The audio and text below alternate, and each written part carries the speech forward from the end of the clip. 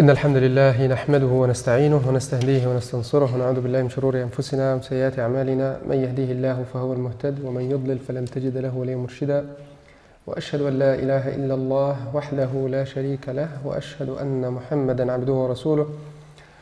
نشهد أنك يا رسولنا قد بلغت الرسالة وأديت الأمانة ونصحت الأمة وكشف الله بك الغمة وجاهدت في الله حق جهاده حتى أتاك اليقين. فاللهم صل وسلم وبارك على سيدنا محمد وعلى آله وأصحابه وأنصاره وأزواجه ومن استنى بسنته واقتفى أثره إلى يوم الدين.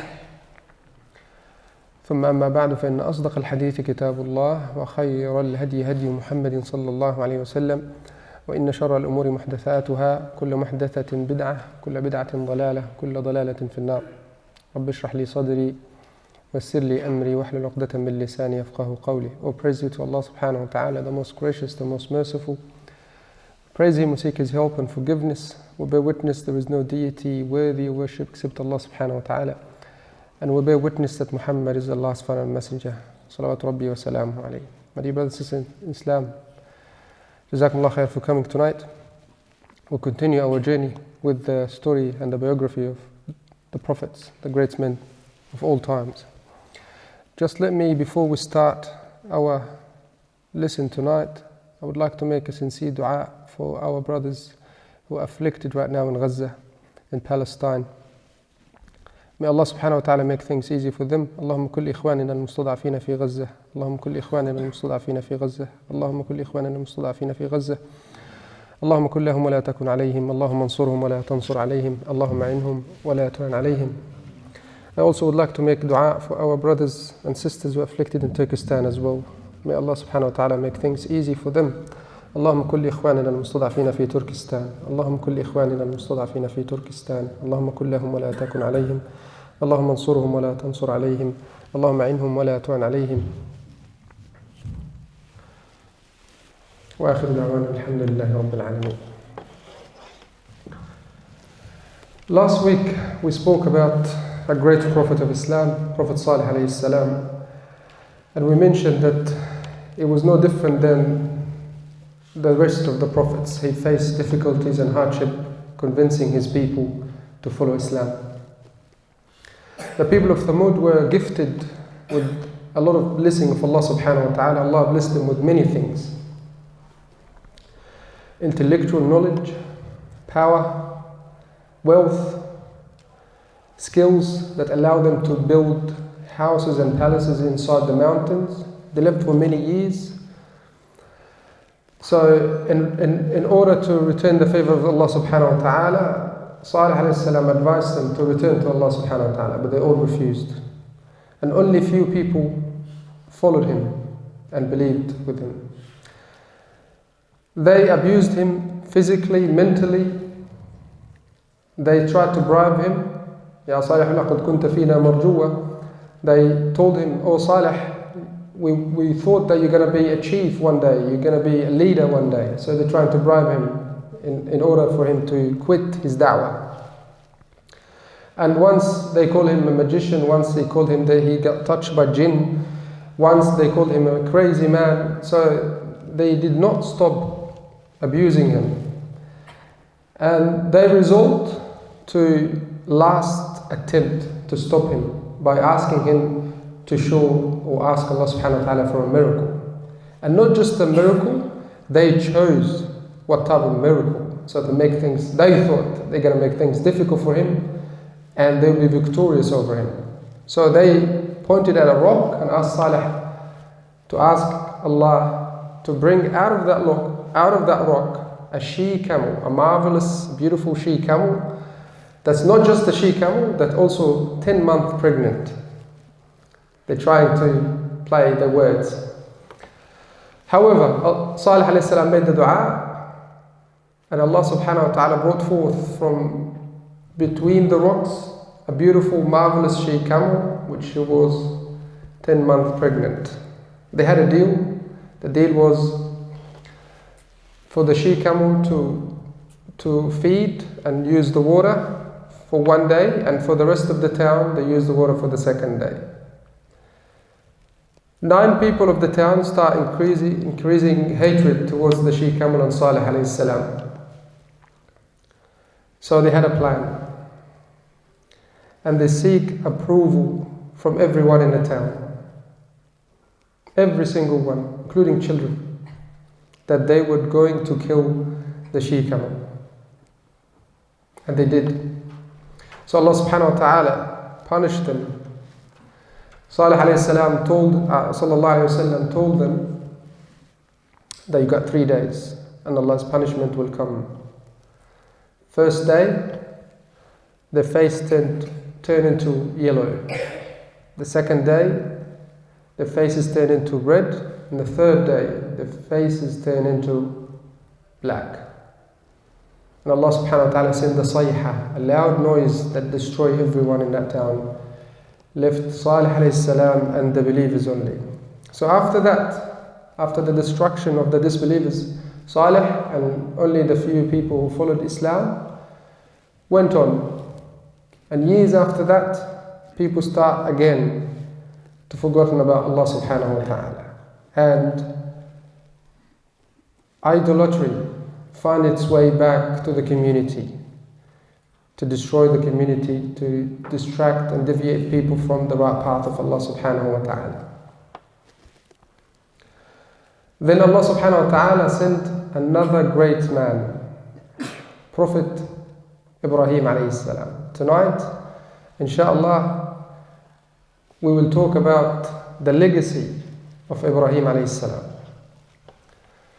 Ibrahim alayhi salam, since young age, he was very intelligent, very smart.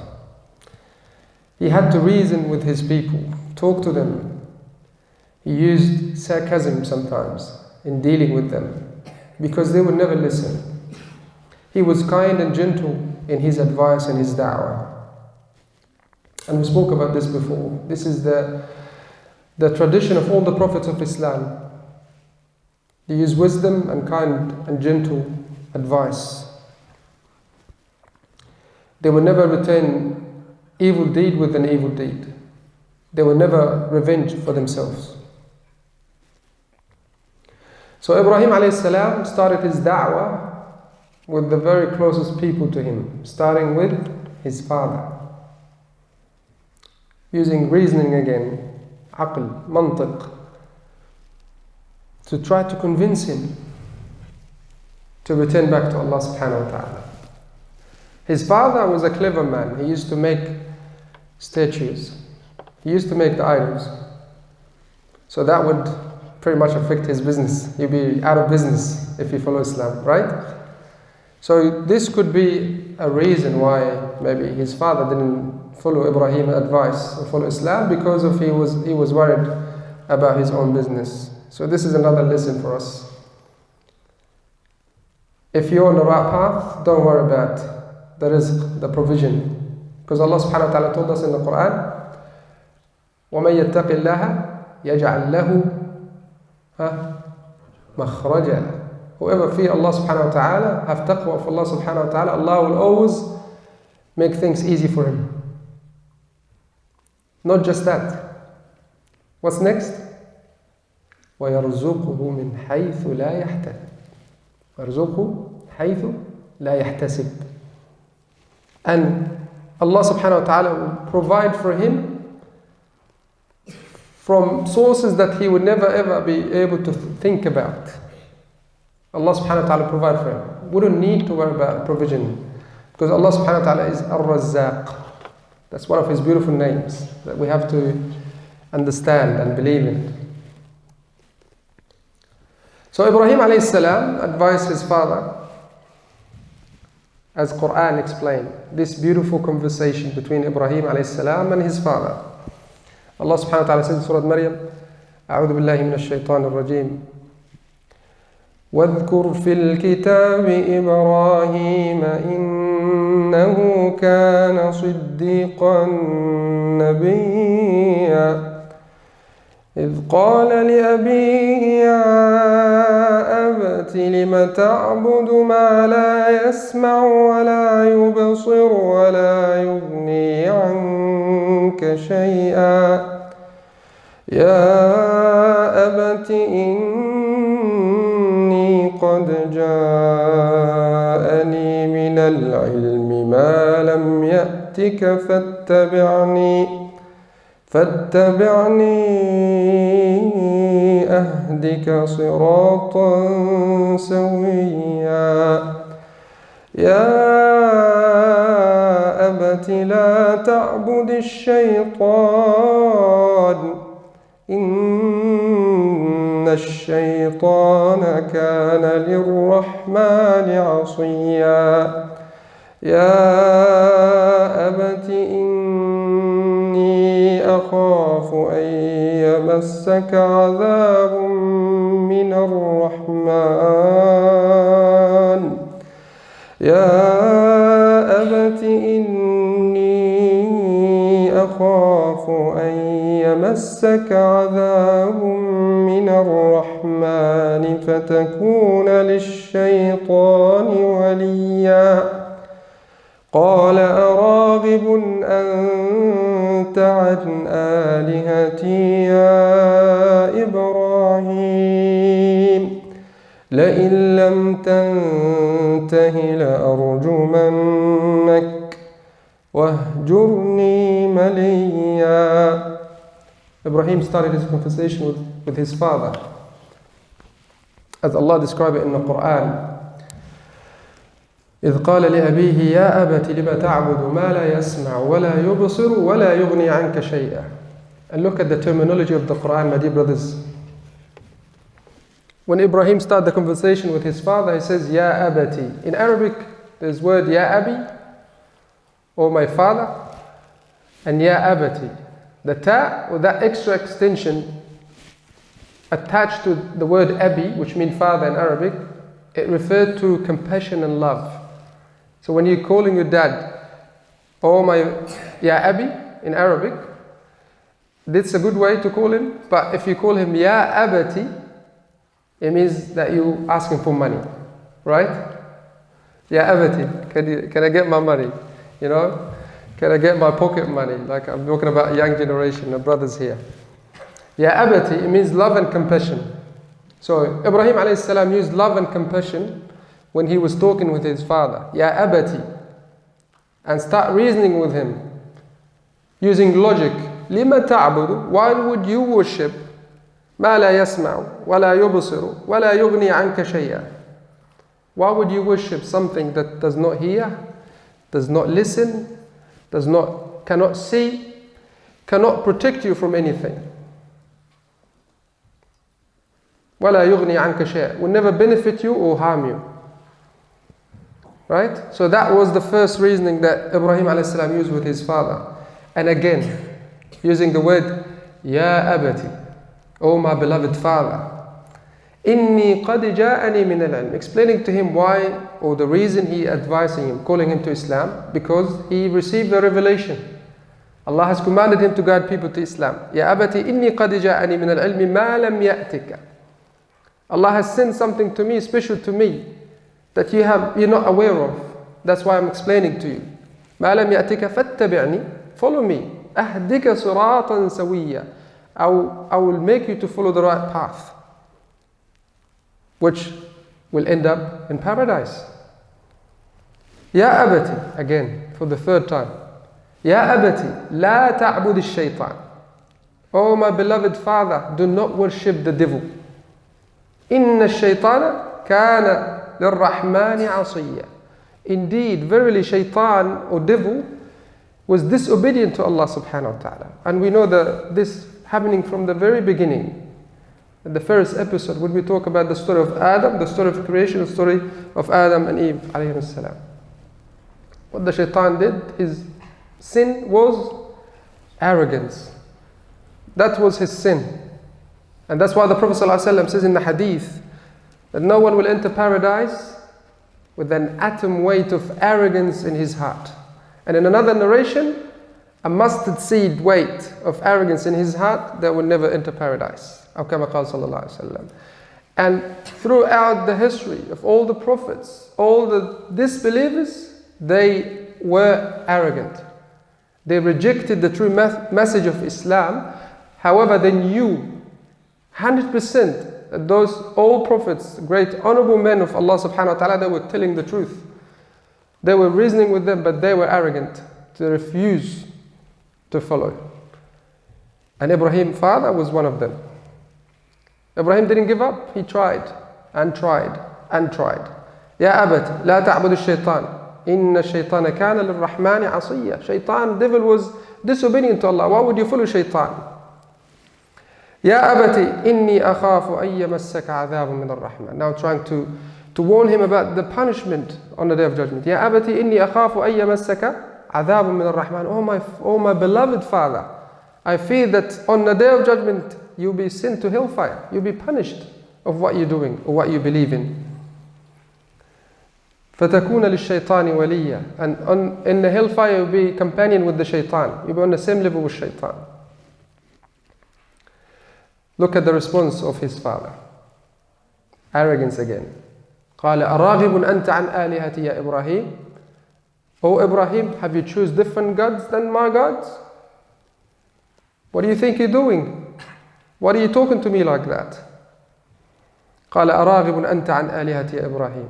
لئن لم تنتهي, if you don't stop, لأرجمنك. I will stone you. I will throw rocks at you. لأرجمنك وهجرني مليا. Leave me alone. That was the response of Ibrahim's father, Azhar. As some scholars says that his name was Azhar. In Surah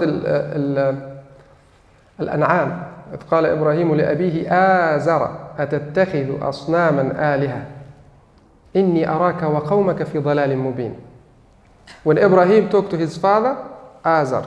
So some scholar of tafsir said that was actually Ibrahim's father's name, but the majority of the scholars says Azhar was a name of a statue of one of the gods, one of the idols. And Ibrahim was talking to his father that how could you follow or worship Azhar? Right? Anyway, so the first trial, Ibrahim was like the rest of the prophets, salawatu rabbi wa salamuhu alayhi. He was tried many times, but he was patient, right? Like all the prophets. He didn't give up.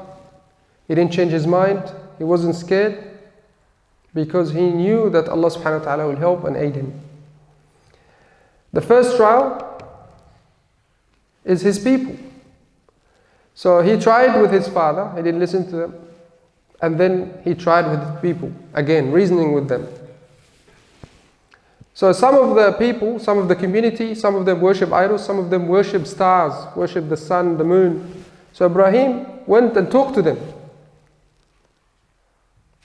trying to revert them to the right path. إذ قال إبراهيم لأبيه آزر أتتخذ أصناما آلهة إني أراك وقومك في ضلال مبين.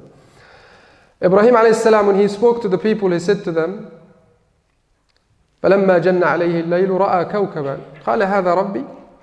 When the night came, Ibrahim looked one of the planets, shining stars. He says, is this my Lord? But in a sarcastic way. He wasn't actually believing in it because he is a prophet of Allah. How could we say that? So in a sarcastic way to convince people that what they're doing of worshipping stars on the sun or the moon, it doesn't make any sense at all. فلما رأى كوكبا قال هذا ربي فلما أفل قال لا أحب الآفلين. When the morning came and that star, shining star, disappeared, he told them, it disappeared. And I don't like things that disappear. I like my God to be around all the time, right? And then the next day he spoke to them. فلما رأى القمر بازغا قال هذا ربي. When he saw the moon, talking to the people, is this your Lord? فلما أفل, and when it disappeared, he said to the people, I will be among those who following the wrong footsteps of the other prophets if I follow this ideology, if I follow this religion. إني من الضالين. And then the next day, he looked at the sun, to the people who worship the sun, and told them, فلما رأى الشمس بازغة قال هذا ربي هذا أكبر. This is bigger, this is more shining. فلما أفلت, when the night came, قال لئن لم يهدني قال يا قوم إني بريء مما تشركون. Oh my people, I disown you. I don't follow what you follow. I'm bari'. I'm innocent of what you believe in, or following these religions. إني وجهت وجهي. I turn my face الذي خلق السماوات والأرض حنيفا وما أنا من المشركين. I turn my face to the one who created earth and heaven, and I'm not among those who are mushrikeen, and I'm not among those who associate partners with Allah subhanahu wa ta'ala. So these trials, people start hating Ibrahim alayhi salam for his calling da'wah, or calling them to Islam. One of the first trial Ibrahim alayhi salam faced at a young age. When was the day of festival? The people of town left to go out to do their celebration outside the town. And he said, I'm sick, I won't join you. And he had a plan. His plan is to go to the place where they have all the statues and destroy all of them except for one. Again, using reasoning and logic to convince them that those statues cannot make any harm or benefit anyone. So he waited after everyone left, including the father, and he went and destroyed everything with his axe, except for one big statue, and left the axe next to him. When the people came, they went crazy. What happened here? It was you, Ibrahim. You're the one who always talked to us about the idols, and we shouldn't bow down to them, or we shouldn't worship them. Then he started reasoning with them again. He said, you left food here for them as a qurban to the idols, and I've seen rats, cats, and other animals came and ate it all. And those idols didn't do anything to protect their own food.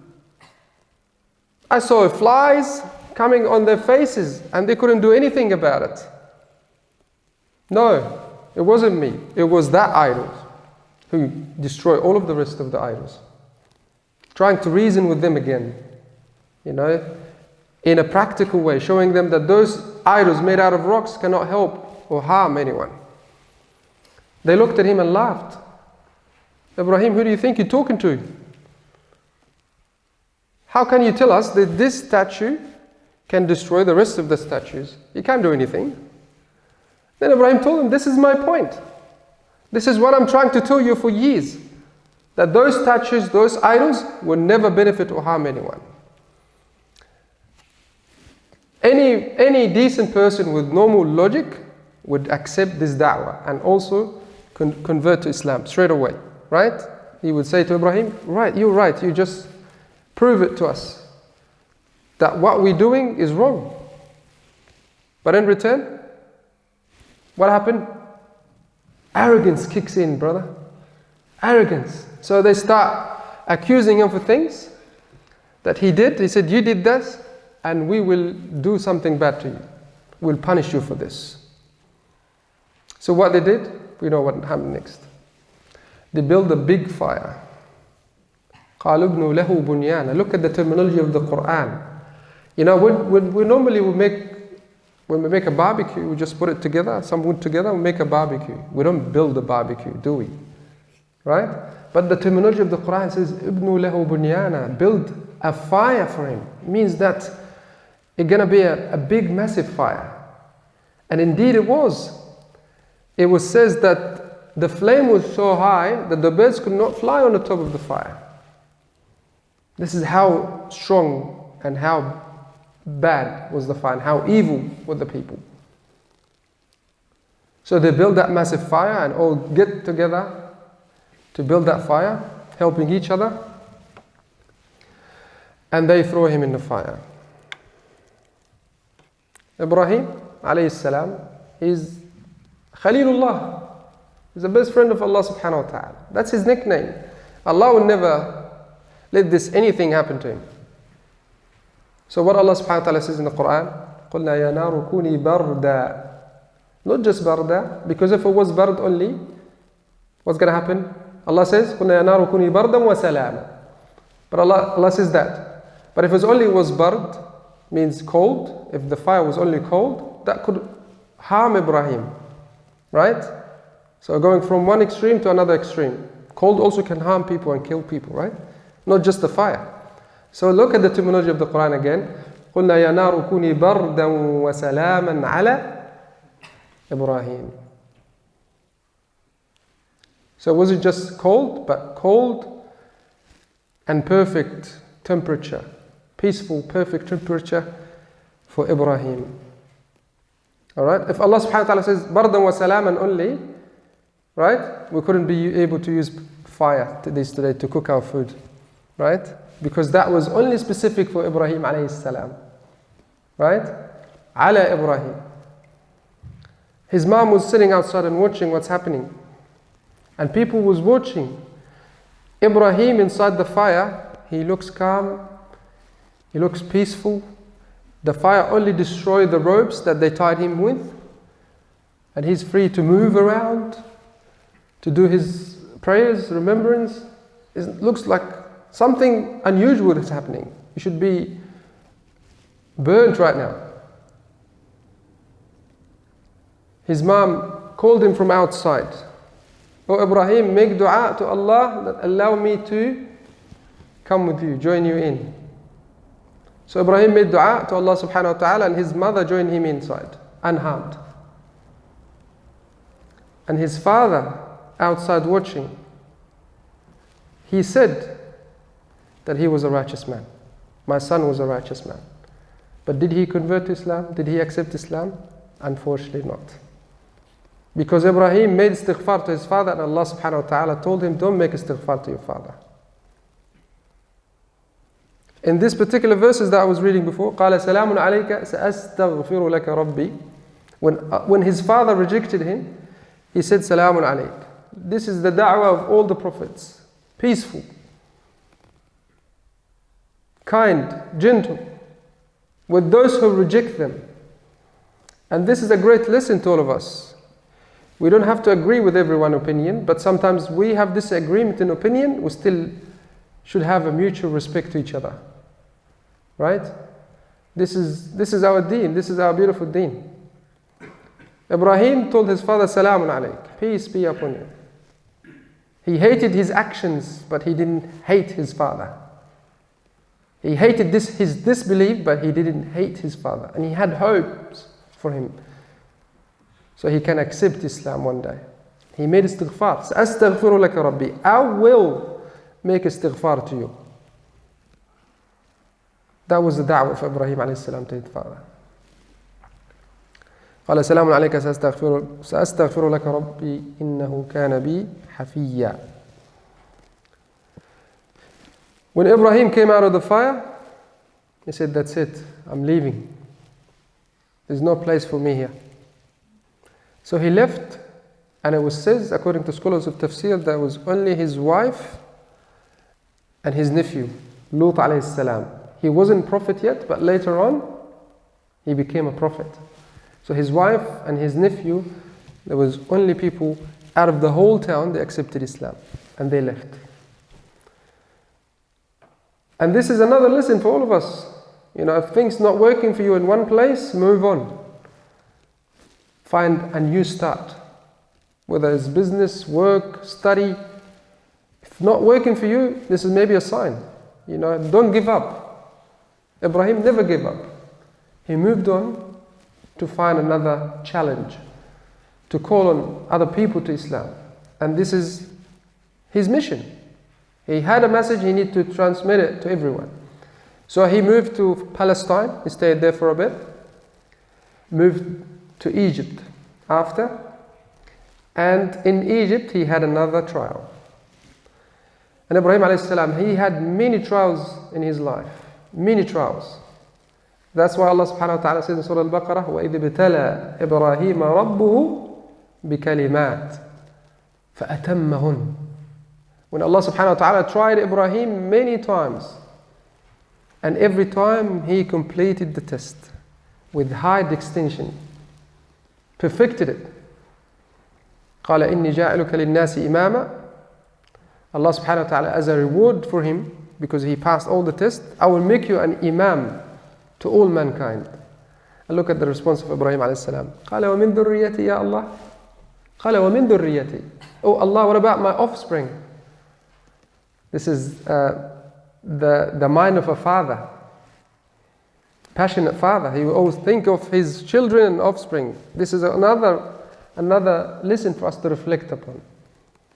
Right? Always think of your children. Make sure they are guided, make sure they are fed, make sure they're clothed, make sure their mental health is okay, make sure their physical health is okay. This is our responsibility. كلكم راع وكلكم مسؤول عن رعيته. This is the hadith of our beloved Prophet ﷺ. Every one of us is a shepherd, and every shepherd is responsible for his or her flock. Look at the father love of Ibrahim alayhi salam. قال ومن ذريتي. Oh Allah, what about my offspring, my children? And indeed, Allah subhanahu wa ta'ala granted him righteous children. So when Ibrahim alayhi salam moved back to Egypt, or visited Egypt first time, he had another trial. He had his wife with him, Sarah. And in Egypt, there was a tyrant. That's been happening for a long time, still happening, unfortunately. It was a tyrant in Egypt. The king, he was evil.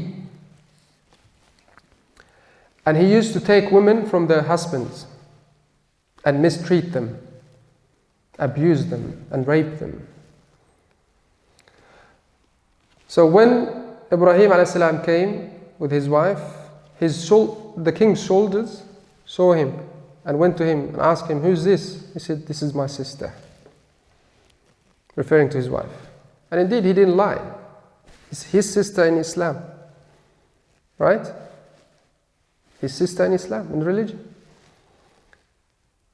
Then the soldiers came to the king and told him about the new arrivals. So the king ordered for the soldiers to go and take Sarah from Ibrahim.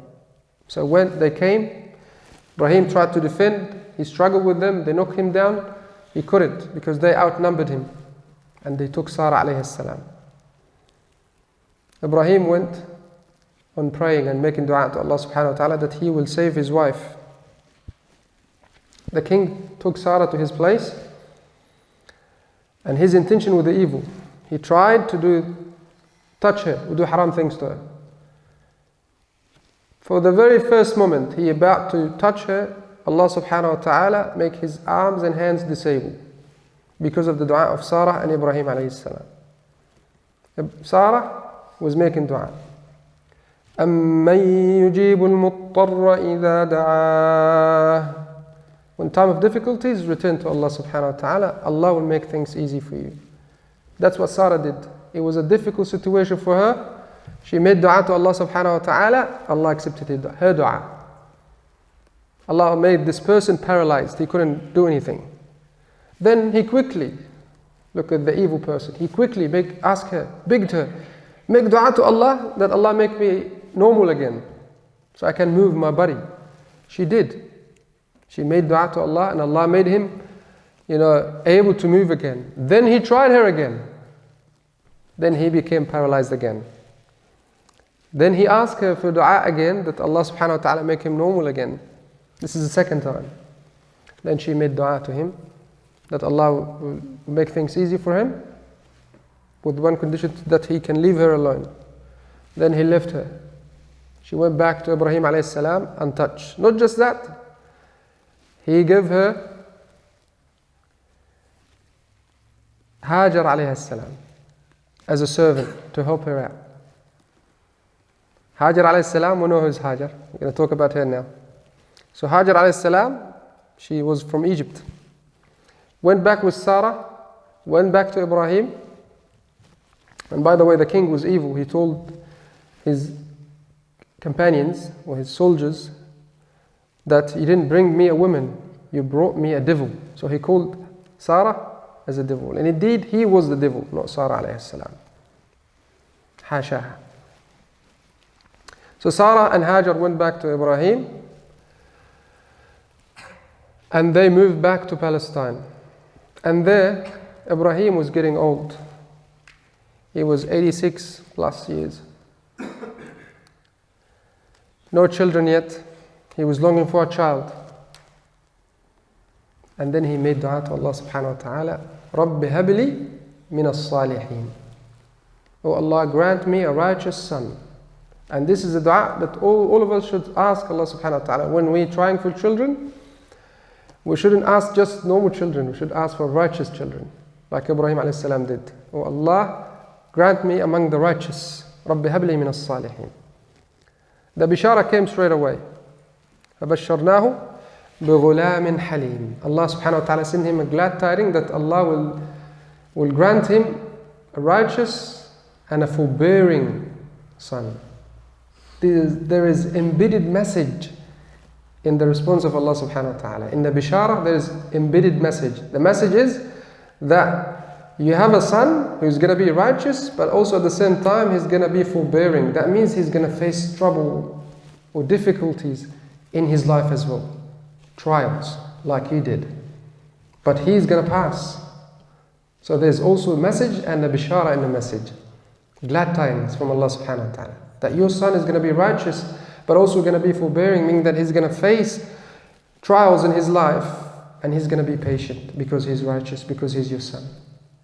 These are the messages that Allah subhanahu wa ta'ala giving Ibrahim alayhi salam. بَشَّرْنَاهُ بِغُلَامٍ حَلِيمٍ. Ibrahim alayhi salam was very pleased because Sarah told him, you can marry Hajar. And as soon as he married Hajar, he had Ismail alayhi salam. She was pregnant and she gave birth to Prophet Ismail, his son, baby son. Things getting better for Ibrahim now. But Allah subhanahu wa ta'ala wanted to try him again. Right? All the prophets tried many times in their life. So Allah subhanahu wa ta'ala commanded Ibrahim alayhi salam to take his wife Hajar and his baby son Ismail, that he was longing for many years, waiting for him to arrive, and as soon as he got him, Allah subhanahu wa ta'ala commanded him to take him away from him. Not just to any place, but to the barren desert of Mecca. Ya Allah. A great trial. Imagine this happening to us. We're all gonna fail. We all love our children, right? Ibrahim alayhi salam was asked to take his wife and his baby son to the barren desert of Mecca, in the middle of nowhere. It's not like Mecca you see today. All the lights and fancy hotels and everything. No. It was just barren desert. No water, no vegetation, no one lived there. Because it was a very harsh environment for anyone to live. So he brought them there because he trusts Allah subhanahu wa ta'ala. And this is show reliance on Allah subhanahu wa ta'ala. A great lesson to all of us, to rely on Allah subhanahu wa ta'ala. Just do the right thing and the outcomes come from Allah subhanahu wa ta'ala. This is show a great deal of reliance on Allah subhanahu wa ta'ala. And the Prophet ﷺ affirmed this in his hadith, لَوْ تَوَكَّلْتُمْ عَلَى اللَّهِ حَقَّ تَوَكُّلِهِ. What's going to happen? When you rely upon Allah subhanahu wa ta'ala, the way you should rely upon Allah subhanahu wa ta'ala, what's going to happen to us? لَرَزَقَكُمْ كَمَا يَرْزُقُ الطَّيْرِ. He will provide for you in the same way that He will provide for the birds. تَغْدُو خِمَاسًا. Leave in the morning, empty stomach. وَتَعُودُ بِطَانًا. Come at night. You see them coming at night. Full stomach. This is tawakkul ala Allah. So Ibrahim made tawakkul. Right? So he brought his wife and his son Ismail alayhi salam to the barren desert of Mecca and left them there with a little bit of food and water and just walk. His wife Hajar calling up on him, are you leaving us here? Ibrahim did not respond. Are you leaving us here? Ibrahim did not respond. Then she asked him another time. Last time she said to him, did Allah command you to leave us here, Ibrahim? Then he looked at her and said, yes. Then she said, Allah will never let us down. Allah will take care of us. See, when husband and wife are on the same page, you go to places, mate. You will be productive in your life.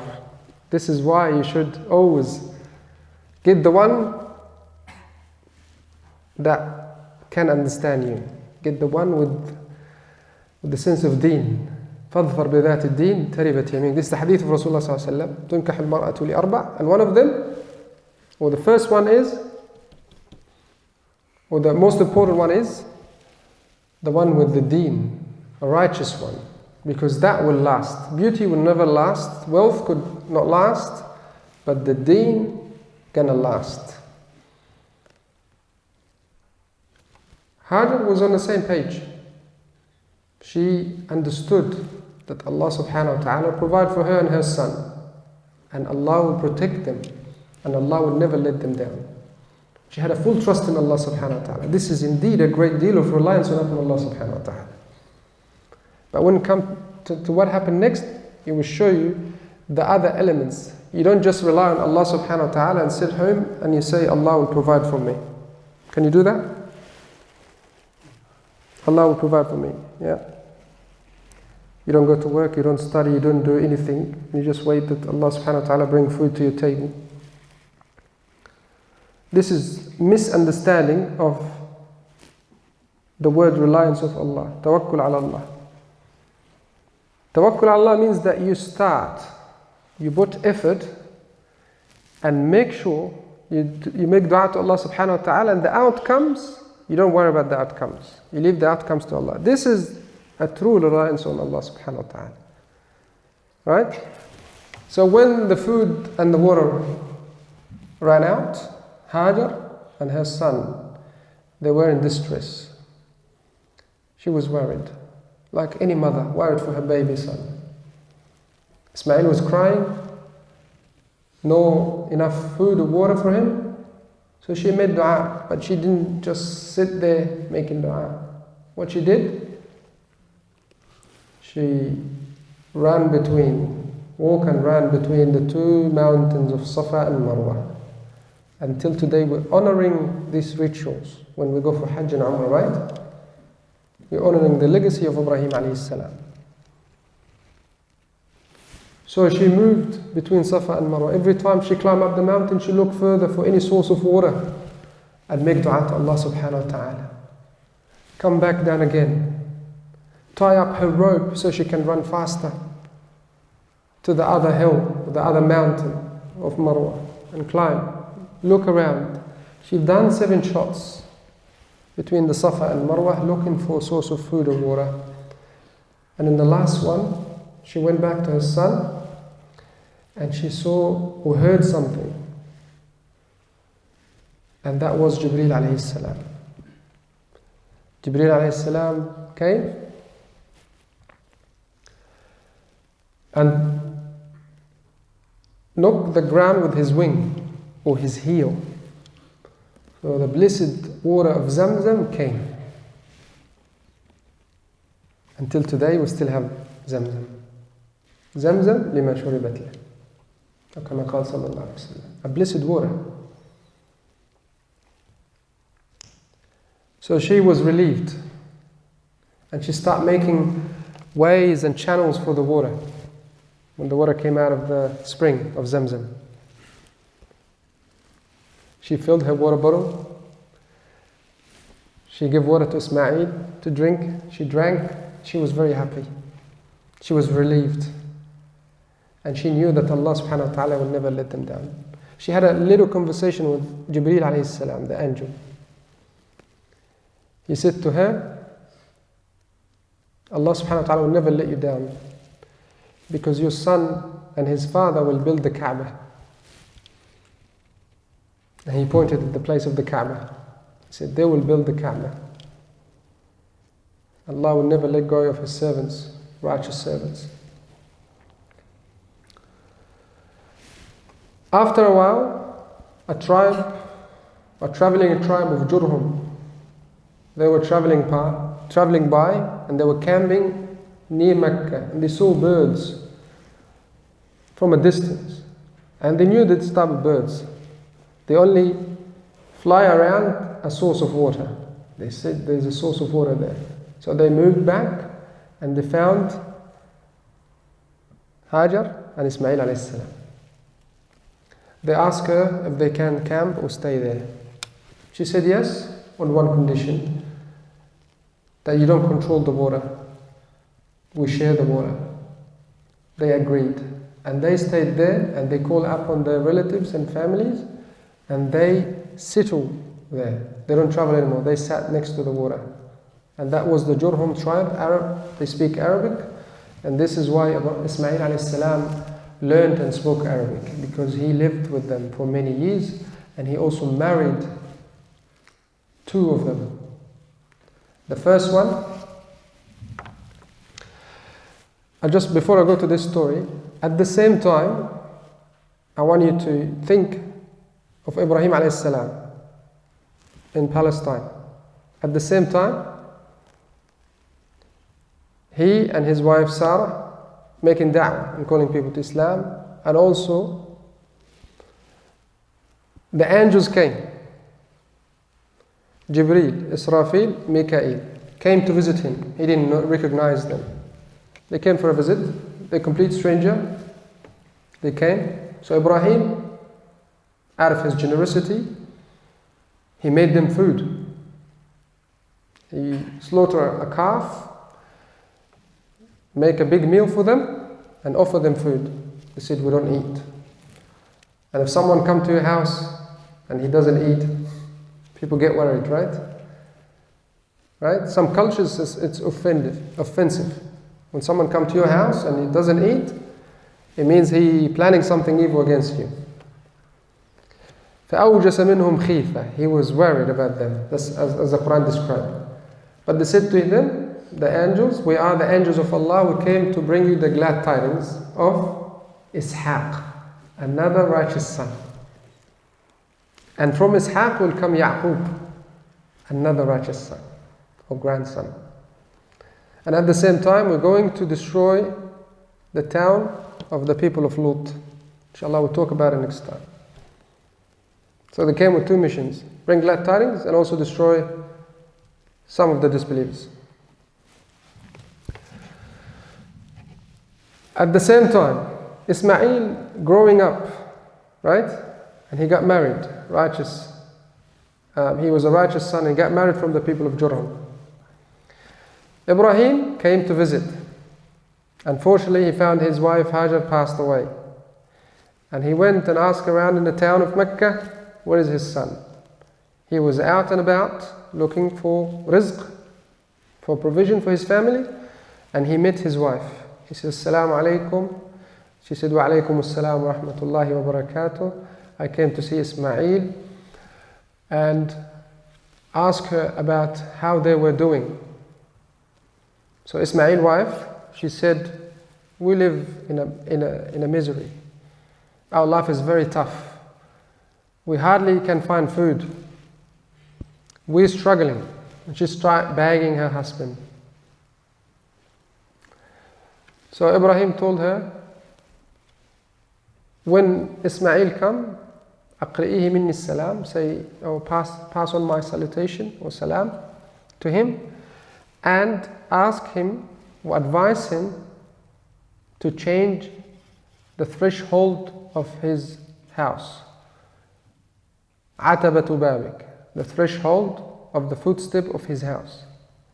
She couldn't understand the message, but there is a secret in the message that Ismail will decode and get it straight away. So when Ismail came, Ibrahim left. When Ismail came, his wife told him about what happened, about this man who came and asked her how we were living, and he told her to send you salam and to change atabat al-bab, or change the threshold of footstep of your house. Ismail straight away, he said, that was my father. And he asked me to divorce you. Ilhaqi bi ahlik. Go to your family. You are divorcee. That was the advice of Ibrahim alayhi salam in a decoded message that only Ismail can unlock the secret of that message. You understand? And then he let her go because she was not talking nice about her husband. And this is also another lesson for all of us. As families, as husband and wife, we always should make sure that our partners look good in front of others. We don't expose our partners to others, especially to our close family members. You know, the wife got to sit down with her mother, and start bagging her husband. He's miser, he's that. We shouldn't, because this is haram in Islam.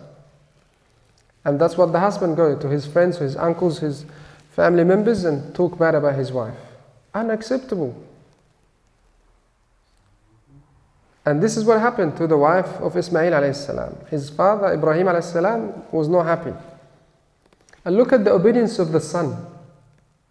He asked him in that message, you know, this is not a good wife for you.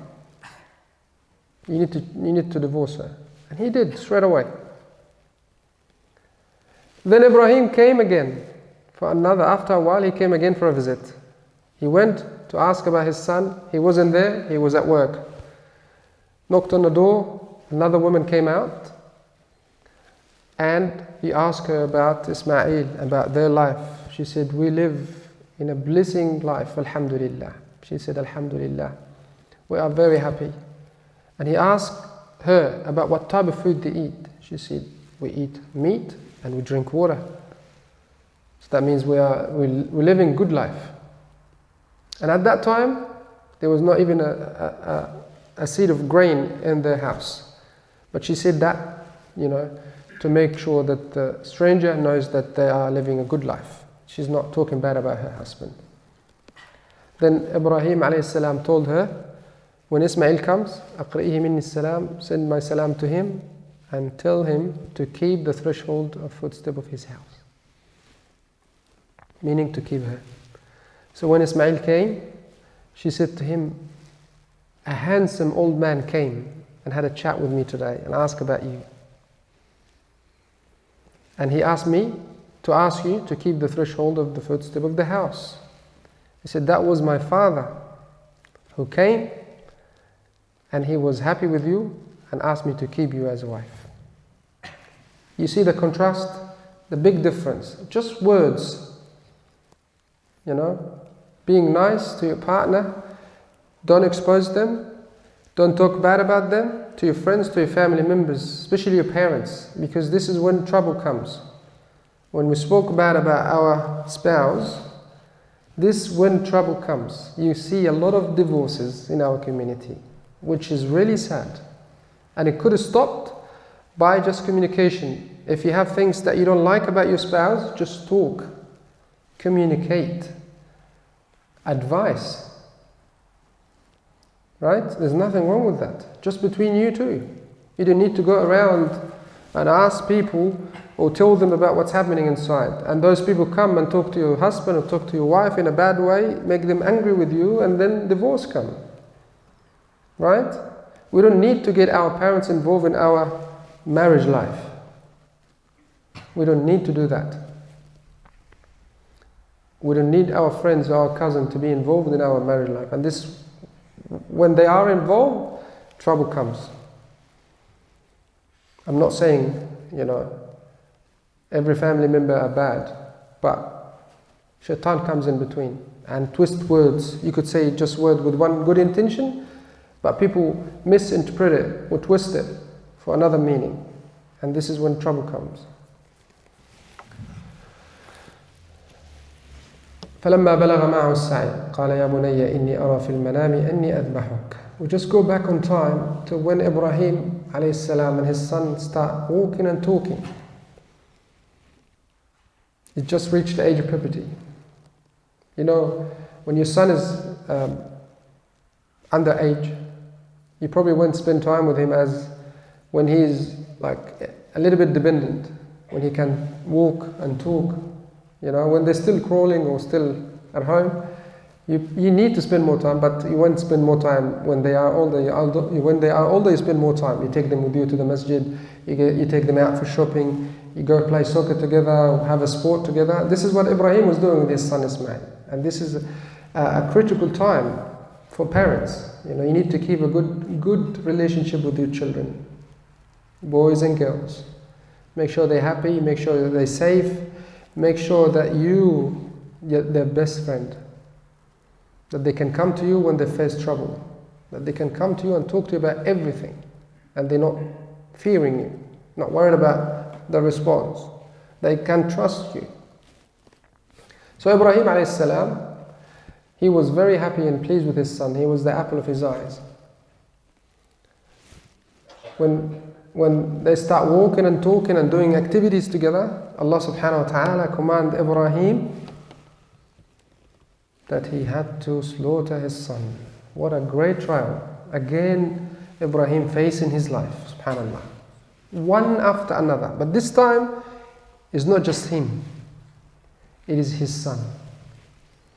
So look at the terminology, how the Quran addressed this issue, and how Ibrahim alayhi salam went and talked to his son. قال يا بني إني أرى في المنام أني أذبحك. Oh my son, I've seen a dream. And we all know the dreams of the prophets are revelation from Allah subhanahu wa ta'ala. And Ismail knows about it. إني أرى في المنام أني أذبحك. Oh my son, I have seen a dream, which means a revelation from Allah subhanahu wa ta'ala that I'm sacrificing you. This is the commandment of Allah. Ibrahim will never fail the commandment of Allah. Ibrahim will do it because it's the commandment of Allah. He did it before with them when he left them in the barren desert of Mecca and walked away, and he would do it again. If Allah commanded him to do this, he would do it without a thought, without hesitation. So he told him, يا بني إني أرى في المنام أني أذبحك. Oh my son, I've seen a dream, in my dream, that I'm slaughtering you. فانظر ماذا ترى. Look at the way he addressed this big trial. He said to his son, what do you think I'm doing? What do you think we should do in this situation? A great lesson to all parents, to all of us. When our children going the wrong way, we have to reason with them. We have to advise them. In some cultures, unfortunately, we relate to violence. If your son is doing the homework, you build them, you smack them. This is wrong. This is un-Islamic. Right? You need to reason with them. Look at Ibrahim alayhi salam. He was reasoning with his son. يا بني إني أرى في المنام أني أذبحك فانظر ماذا ترى. It's like asking his permission. It's his life he's talking about. He was very gentle, very reasonable. However, he knew that Allah asked him to do this, that means he will have to do it. Ismail at the same time, he has to fulfill the commandment of Allah. And Ibrahim alayhi salam had a full trust in his son. He taught him very well. He knew that his son will never change his mind. He will obey. But he brought it to him in a fantastic, gentle, kind way. فانظر ماذا ترى. What do you think that we should do in this situation? And the response is amazing from Ismail. What he said, قال يا أبت افعل ما تؤمر. Again, يا أبتي, not يا أبي. Remember the ta? When a ta attached to the word abi, it refers to love and compassion. Even in this situation, your dad coming to you says, I'm going to sacrifice you, I'm going to kill you. But he still love him and care for him. يا أبتي. Oh my beloved dad, افعل ما تؤمر. Do as what you commanded to do. Do what Allah subhanahu wa ta'ala asked you to do. ستجدني إن شاء الله من الصابرين. You will find me, inshallah, among those who are patient. A great response from Ismail alayhi salam. No hesitation. Someone else would think about it at least. Let me think about it. Or, my dad, what do you think you're doing? What did you eat last night? Right? How could you come and tell me this? You have no mercy. You start, talking bad. Right? But Ismail, he's a righteous son of a righteous father. They were both on the same page. They had full trust in Allah subhanahu wa ta'ala. He says to him, يا أبت افعل ما تؤمر سَتَجِدُنِي إِنْ شَاءَ اللَّهُ مِنَ الصَّابِرِينَ. And remember, the message was embedded before? When Allah brought the glad tidings to Ibrahim alayhi salam that He would grant him a righteous son, what Allah said to him? فَبَشَّرْنَاهُ بِغُلَامٍ حَلِيمٍ. Now the word Halim, if you want to decode the meaning of the word Halim, it has not just mean patient. It means righteous, patience, and someone who will face trials in his life, and he will pass across those life. It also means, when you are patient, with someone, we could call someone patient. Like someone come and provoke you, start a fight with you. But you control your anger, and that means you are patient. But you could still show the anger on your face. You still could look angry, right? But you're patient. You got the reward of being patient. Halim is an extra level. That someone who is angry or sad or upset in a hard situation under pressure, but he does not show any emotions. That's the word Halim mean. That's extra level of patience. So Allah subhanahu wa ta'ala sent the message to Ibrahim alayhi salam from the very beginning that your son gonna be a righteous and a Halim. Right? And He told him, بِغُلَامٍ, another glad tidings, that your son will, at least he will live to the age of puberty, because this is ghulam age of puberty. So that means he will live for years. Right? Messages that Ibrahim decoding and understanding. He has the most understanding of the revelation of Allah subhanahu wa ta'ala. Ibrahim alayhi salam. And he knew that Ismail would never fail the test. But he said it to him in a good way. فَانْظُرْ مَاذَا تَرَى. It's your life we're talking about. He wanted to be gentle as a father to his son. قَالَ سَتَجْدُنِي إِنْ شَاءَ اللَّهُ مِنَ الصَّابِرِينَ. You will find me, oh my dad, you will find me. Oh my beloved dad, you will find me, insha'Allah, with the will of Allah, among those who are patient.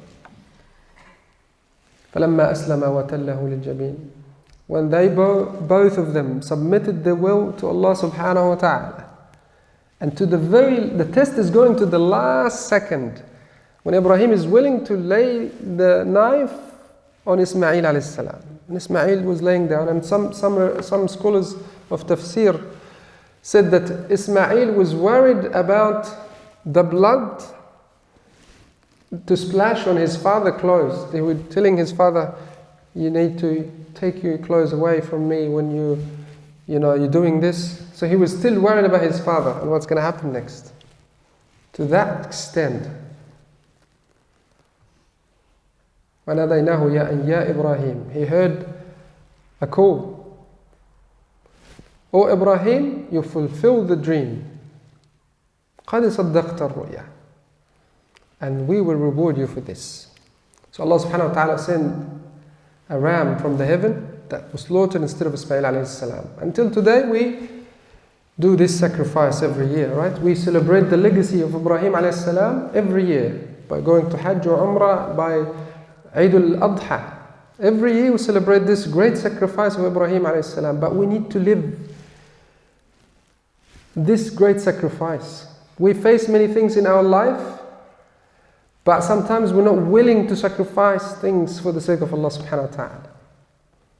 Will you sacrifice things for the sake of Allah subhanahu wa ta'ala? Like Ibrahim alayhi salam was willing to sacrifice his beautiful son that he waited for 80 plus years to have. Ask yourself this question. This is something that we need to ask ourselves all the time. Are we willing to sacrifice for the sake of Allah subhanahu wa ta'ala? When we are in situations that you need to do the right thing or you're going to lose other material life. You choose to gain this material life, gain wealth, gain job, other things. But when it comes aligned with your religion come last. Where is the sacrifice? Religion has to come first. Your deen has to come first. Because this is the message that all prophets brought to us. When they were under test, under trial, they chose the deen. This is for us to implement in our life. Simple like people on Friday going for work. They can't leave work because of Jum'ah. You know, they can't come to Jum'ah they can't leave work to come for Jum'ah. Right? Many brothers, subhanAllah, yani, when you ask them, it's Jum'ah, they said, I can't leave work. You know, my boss is going to be angry with me, or this is going to happen, or I'm going to lose money. I'm opening a business, just starting a business. As long as the business starts settling, maybe I'll start coming to the masjid for Jum'ah. You putting everything online with your deen, and you choose your deen last, you're going to fail. Because these are the tests that we face, and there's nothing near the test that the prophets face in their life, including Ibrahim alayhi salam and the great test that he faced. Inshallah, tonight we'll finish with this, with the hope next week we'll continue the legacy of Ibrahim alayhi salam. اللهم انفعنا بما علمتنا وعلمنا ما ينفعنا وزدنا علما. اللهم إنا نسألك أن تغفر للمسلمين والمسلمات والمؤمنين والمؤمنات الأحياء منهم والأموات إنك يا مولانا سميع قريب مجيب الدعوات ورافع الدرجات. اللهم ارفع مقتك وغضبك عنا. اللهم لا تسلط علينا بذنوبنا من لا يخافك فينا ولا يرحمنا. وآخر دعوانا الحمد لله رب العالمين. سبحان ربك رب العزة عما يصفون وسلام على المرسلين والحمد لله رب العالمين. جزاكم الله خيرا والسلام عليكم ورحمة الله وبركاته.